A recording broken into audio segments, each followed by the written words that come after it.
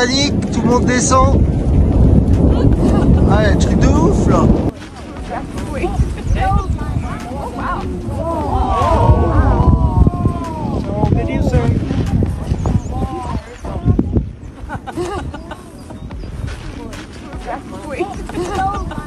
Imagine la scène. On est le 2 juin 2025. La plupart des habitants de la Sicile dorment encore. Et là, boum, l'Etna décide de balancer le réveil le plus violent qu'on ait vu depuis des années. On parle d'une éruption volcanique tellement brutale, tellement soudaine, qu'elle a pris de court même les volcanologues les plus aguerris. Et crois-moi, ce qui s'est passé ce matin-là, c'est à te retourner le cerveau. À exactement 4h47, le cratère sud-est de l'Etna, un des volcans les plus actifs de la planète, est littéralement entré en éruption. Pas de signe avant-coureur, pas d'alerte polie. Juste boum. En quelques secondes, la montagne est passée de géant endormi à bête furieuse. Les randonneurs matinaux, venus pour le lever du soleil, ont eu droit à un tout autre spectacle. Un groupe de touristes allemands a raconté avoir senti le sol vibrer sous leurs pieds comme un caisson de base géant, juste avant d'entendre un bruit sec, comme si la terre s'ouvrait en deux. Les premières explosions ont propulsé des fontaines de lave à plusieurs centaines de mètres dans l'obscurité de l'aube, peignant le ciel sicilien de rouge sang et d'orange brûlant. Imagine des feux d'artifice, sauf qu'au lieu de jolies étincelles, tu te prends des bombes de lave à 1000 degrés, grosses comme des voitures, qui volent dans tous les sens. Le cratère sud-est, plutôt calme ces dernières semaines, s'est soudain transformé en un véritable cauchemar lumineux. En bas, à Catane, la deuxième plus grande ville de Sicile, située à seulement 30 km du sommet, les habitants ont été réveillés par leurs fenêtres qui tremblaient comme si on tentait de les forcer. Sauf que c'était pas un cambriolage, c'était la terre qui faisait une démonstration de force. Maria Gonzalez, une boulangère qui préparait son fourné du matin, a raconté que les secousses étaient si violentes que les sacs de farine sont tombés des étagères. J'ai cru que c'était un tremblement de terre, a-t-elle confié aux journalistes. Puis j'ai senti cette odeur, cette puanteur d'œuf pourri, le soufre, qui s'infiltrait dans tous les recoins de ma boutique. Mais cette odeur, c'était pas juste désagréable. C'était la carte de visite de l'Etna, son signal chimique qui annonçait aux gens dans un rayon de 50 km que ça allait très mal tourner. Plus l'éruption montait en puissance, plus les fontaines de lave grimpaient haut. On parle de 800 mètres de roches en fusion projetées droit vers le ciel comme un geyser infernal. La chaleur était si extrême que la neige au sommet de l'Etna s'est instantanément vaporisée, formant d'étranges nuages de vapeur mêlés à la cendre. Et là, ça devient vraiment faux. Le nuage de cendre qui s'élevait du cratère n'avait rien d'un simple souffle. Ce truc a percé l'atmosphère comme un point géant. En 20 minutes à peine, la colonne de cendre avait déjà atteint 3 km de hauteur. À 5h30, elle dépassait 6 km, c'est plus haut que l'altitude de décollage de la plupart des avions de ligne. Les radars météo devenaient fous à essayer de suivre ce monstre gris-noir qui s'étendait dans le ciel. Les locaux, ceux qui vivent au pied de l'Etna depuis toujours et qui ont l'habitude de relativiser les petites explosions, là, ils étaient vraiment secoués. Giovanni Russo, dont la famille cultive des olives sur les pentes du volcan depuis 5 générations, était en train de vérifier ses oliviers quand tout a commencé. « J'ai déjà vu l'Etna en colère », a-t-il dit, mais là, c'était autre chose. Le bruit. Madonna mia, on aurait dit que la montagne hurlait. Il a décrit des grondements profonds, presque viscéraux, suivis de craquements secs quand de nouvelles bouches se sont ouvertes autour du cratère principal. Le sol près du sommet ne faisait pas que trembler, il se fissurait. Des crevasses apparaissaient dans la roche volcanique, sifflant et fumant sous la pression des gaz surchauffés. Et on ne parle pas de petites fissures, certaines étaient assez larges pour avaler un être humain, avec une lueur orange venue des profondeurs. La pression accumulée sous la surface de l'Etna était monstrueuse, comme une cocotte minute géante sans soupape. À partir de 6 heures, quand le jour s'est levé pour de bon, l'ampleur du désastre est devenue évidente. Toute la face sud-est de la montagne était en activité, avec plusieurs évents crachant cendres et lave. Le cratère principal ressemblait à une bouche de l'enfer, un chaudron bouillonnant de roches en fusion, projetant d'énormes bombes de lave qui dessinaient des arcs de feu dans le ciel avant de s'écraser sur les pentes.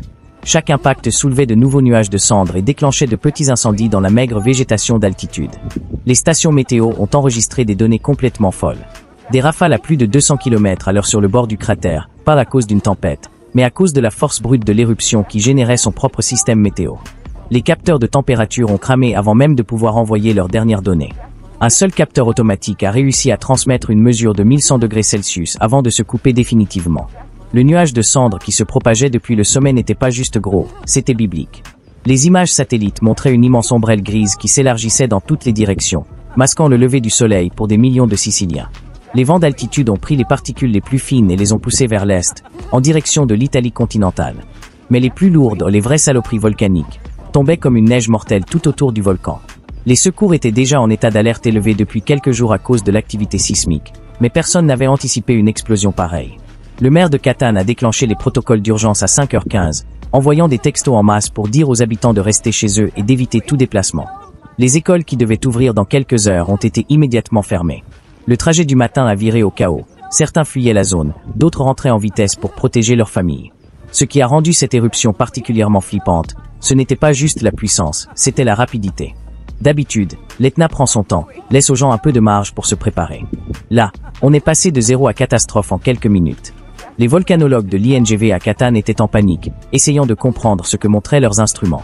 La docteure Lucia Ferrara, de garde ce matin-là, a avoué plus tard qu'ils avaient été complètement pris de court. On a vu un pic de tremblement à 4h46, et avant même de pouvoir classifier quoi que ce soit, la montagne était déjà en mode éruption totale. Mais ce qui est arrivé ensuite a transformé l'émerveillement en pure terreur. Pendant que j'écris ces lignes, l'Etna est entré dans ce que les volcanologues appellent une phase pulsée. En gros, le volcan reprend son souffle entre deux accès de rage. Mais faut pas croire que le danger est passé. Au contraire, c'est à ce moment-là que ça devient vraiment imprévisible. Les habitants qui ont grandi toute leur vie dans l'ombre du volcan connaissent bien cette valse. Ce sont eux qui clouent les volets, font des réserves, et préparent en silence leur fuite à la moindre alerte. Le rythme actuel fait peur tellement il est irrégulier. Toutes les quelques heures, l'Etna relâche un nouveau rugissement, balance des colonnes de cendres dans le ciel, et rappelle à tout le monde que la fête est loin d'être finie. La docteure Lucia Ferrara, toujours fidèle au poste à l'observatoire malgré les menaces de mort venues de l'industrie du tourisme, résume la situation comme ça. Imagine une cocotte minute avec une soupape défectueuse. Parfois la vapeur sort, parfois non. Mais la chaleur en dessous continue de monter. Voilà où on en est avec l'Etna. L'histoire nous montre que ces phases peuvent durer de quelques jours à plusieurs mois. En 1991, l'éruption avait duré 473 jours. Plus d'un an d'angoisse continue, d'alertes d'évacuation et de pertes économiques. Celle de 2002 à 2003 a duré 93 jours, causant plus d'1 milliard d'euros de dégâts. Mais ces épisodes-là étaient d'un autre genre, plus lent, plus prévisible. L'éruption de 2025, elle, n'obéit à aucune règle. Maria Gonzalez, la boulangère de Catane, n'a pas fermé l'œil depuis le début de l'éruption. Chaque fois que je ferme les yeux, j'entends un grondement. C'est la montagne. Un camion. Mon cerveau qui déraille. On devient parano. Et elle n'est pas seule. Les services de santé mentale rapportent une explosion des cas d'anxiété, d'insomnie et de symptômes de stress post-traumatique. Les enfants font des cauchemars à propos de la montagne de feu. Les adultes enchaînent les anxiolytiques comme des bonbons. Les dégâts économiques sont déjà catastrophiques et empirent d'heure en heure. Le tourisme, qui représente près de 40% de l'économie locale, est à l'arrêt total. Les hôtels sont vides, leurs piscines pleines de cendres au lieu de vacanciers. Le grand hôtel Etna, qui facture d'habitude 500 € la nuit pour ses suites avec vue sur le volcan, héberge désormais des évacués gratuitement. Son propriétaire, Roberto Bianchi, lâche un rire amer. Vue sur le volcan? Oui, si t'aimes mater l'enfer. Mais c'est la catastrophe agricole qui laissera les traces les plus longues. La Sicile produit 60% des agrumes italiens, et la plupart des vergers sont maintenant ensevelis sous une couche de cendres toxiques. Salvatore Russo, l'agriculteur qu'on a entendu plus tôt, pense qu'il faudra au moins 10 ans pour s'en remettre, si jamais le sol peut être sauvé. La cendre modifie le pH, introduit des métaux lourds, tue toute la vie microbienne. Même si on nettoie tout et ça coûterait des millions, la terre est peut-être fichue. Les équipes de protection civile restent en alerte maximale, mais elles sont à bout. Le capitaine Alessandro Vital n'est pas rentré chez lui depuis 4 jours. Son équipe carbure au café et à l'adrénaline, en maintenant ouvertes les routes d'évacuation qui pourraient servir à tout moment. On a 47 scénarios d'évacuation différents prêts à l'emploi, a-t-il expliqué. Mais l'Etna nous a déjà pris par surprise une fois. Et s'il nous sortait un truc qu'on n'a pas prévu? Le climat psychologique devient invivable. À Nicolosi, la commune la plus proche du cratère, la moitié des habitants ont déjà quitté les lieux. Ceux qui restent sursautent au moindre bruit. Giovanni Russo, le cultivateur d'olives depuis 5 générations, a chargé les affaires de sa famille dans la voiture, prêt à déguerpir à la moindre secousse. Mon grand-père a vécu l'éruption de 1928. Il disait toujours, quand l'Etna parle, les gens intelligents écoutent. Et moi, j'écoute. Les volcanologues du monde entier parlent désormais de cette éruption comme d'un vrai tournant dans l'évaluation des risques.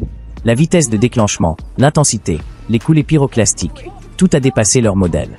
Le Dr James Harrison, de l'USGS, a été très clair. On pensait connaître l'Etna. On s'est trompé. Cette éruption réécrit complètement le manuel sur le comportement des stratovolcans. Des équipes venues du Japon, d'Islande et des États-Unis sont arrivées pour étudier ce nouvel Etna, plus dangereux que jamais. Le gouvernement italien a décrété l'état d'urgence, mais sur place, les habitants se sentent complètement abandonnés. Les promesses d'aide financière, c'est bien joli, mais à quoi bon si ta maison risque d'être pulvérisée demain matin? Des manifestations ont éclaté sans mauvais jeu de mots, devant les bâtiments officiels, les citoyens exigeant de savoir pourquoi les alertes scientifiques ont été ignorées. Le hashtag ***Etnaget** explose sur les réseaux, alors que de plus en plus de preuves sortent sur des avertissements étouffés. Les assurances, elles, font la sourde oreille. Beaucoup de contrats contiennent des clauses de « force majeure » qui excluent les dégâts volcaniques. Les propriétaires qui pensaient être couverts découvrent qu'ils ne le sont pas du tout. Les avocats tournent autour comme des vautours, promettant de poursuivre l'État pour défaut d'alerte. Et ces procès risquent de durer plus longtemps que l'éruption elle-même. L'armée a établi une zone d'exclusion de 10 km autour du sommet, mais la faire respecter relève de la mission impossible. Des têtes brûlées continuent d'envoyer des drones pour filmer l'action de près, risquant non seulement leur matos hors de prix, mais aussi leur peau. 2 youtubeurs ont été arrêtés hier alors qu'ils tentaient de franchir un point de contrôle pour obtenir du contenu exclusif. Les images confisquées montrent des fontaines de lave qui auraient littéralement fondu leur visage s'ils s'étaient approchés 1 mètre de plus. Les scientifiques détectent de nouveaux signes inquiétants. La déformation du sol ne ralentit pas, elle s'accélère même par endroits. Le flanc nord, déjà fragilisé par les coulées pyroclastiques, montre des signes de possible effondrement. Si un PAN entier venait à céder, on pourrait assister à des avalanches de débris qui feraient passer l'éruption actuelle pour une simple mise en bouche. Et le risque de tsunami pour les côtes ne peut plus être ignoré. La réaction internationale est mitigée. L'Union européenne a bien promis des fonds d'urgence, mais avec des conditions administratives qui vont prendre des mois à dénouer. Pendant ce temps, les gens ont besoin d'aide maintenant. Les ONG essaient de combler les trous, mais elles sont débordées. La Croix-Rouge a monté des abris d'urgence, mais ils sont pensés pour des déplacements temporaires, pas pour un exil définitif. Les hôpitaux de la région font face à une vague de cas de poumon d'Etna, un terme que les médecins ont inventé pour désigner les dégâts respiratoires causés par l'inhalation de cendres volcaniques. La docteure Elena Rossi prévient. On va devoir soigner ces patients pendant des années. Les minuscules fragments de verre contenus dans la cendre causent des cicatrices internes progressives. Certains auront besoin de greffes de poumons. Le système de santé, déjà mal en point depuis le Covid, est en train de plier sous la pression. Les climatologues, eux aussi, observent la situation de très près. Les grandes éruptions volcaniques peuvent bouleverser le climat mondial. La cendre et le dioxyde de soufre que recrache l'Etna pourraient provoquer un refroidissement temporaire, des pluies acides et des perturbations dans les précipitations à travers toute l'Europe. L'impact sur l'agriculture pourrait aller bien au-delà de la Sicile. D'ailleurs, les prix des aliments commencent déjà à grimper en prévision. Le tissu social, lui, est en train de se déchirer. Les familles se divisent entre ceux qui veulent partir et ceux qui refusent d'abandonner. Les demandes de divorce explosent. Les appels pour violences conjugales ont triplé. Le père Antonio, à la cathédrale de Sant'Agata, organise des séances de soutien psychologique en urgence. Les gens me demandent si c'est une punition divine. Ils cherchent un sens au chaos. Je leur dis que Dieu n'est pas dans le tremblement de terre, mais dans la manière dont on s'entraide pour survivre. Même la faune souffre. Les pentes de l'Etna abritaient des espèces rares, qu'on ne trouve nulle part ailleurs. Le lézard mural de l'Etna, la musaraigne sicilienne, certaines espèces uniques de papillons, tout leur habitat est maintenant sous des mètres de cendres.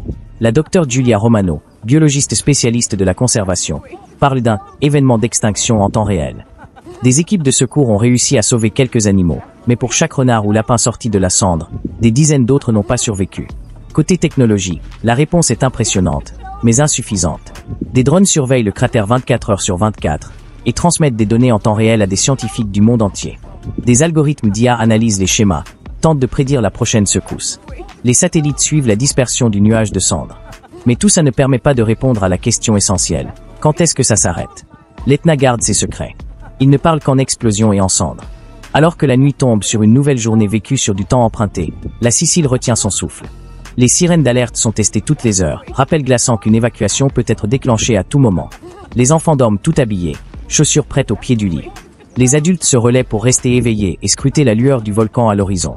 Chaque grondement, chaque vibration, chaque changement dans le vent fait monter l'angoisse d'un cran. La vérité, c'est que personne ne sait combien de temps ça va durer, ni à quel point ça peut empirer. L'Etna est entré en territoire inconnu, et tout le monde, des paysans aux scientifiques, en passant par les politiques, est embarqué dans le même tour de montagne russe. La seule certitude, c'est l'incertitude. La seule constante, c'est la peur. Et quelque part, sous la Sicile, la lave continue de monter inexorablement, se préparant pour l'acte suivant de ce drame volcanique. Demain, si demain il y a, le soleil se lèvera sur une Sicile transformée. La cendre tombera encore, la montagne grondera toujours, et les gens continueront leur danse impossible avec l'une des forces les plus puissantes de la nature. Ils le font depuis des millénaires, et ils continueront. Mais cette fois, c'est différent. Cette fois, l'Etna a l'air vraiment en colère. Et dans l'ombre d'un volcan en colère, chaque instant est vraiment un sursis.